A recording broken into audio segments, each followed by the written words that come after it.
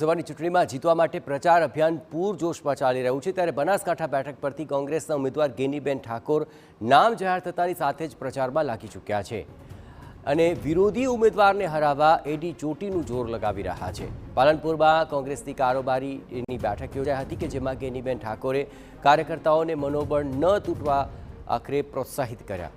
જોકે કાર્યકરોને તેમણે કહ્યું કે સોશિયલ મીડિયાના માધ્યમથી કે પક્ષમાંથી લોકોને તોડવામાં આવે તો પણ સંયમ ખોયા વિના ચૂંટણી લડવાની છે। તેમણે શંકર ચૌધરી પર નામ લીધા વિના આડકતરો પ્રહાર કર્યો કે સામા પક્ષે જેમને ચૂંટણી લડાવવાની જવાબદારી સોંપાય છે તેના કારણે લડવાનો આનંદ રહેશે।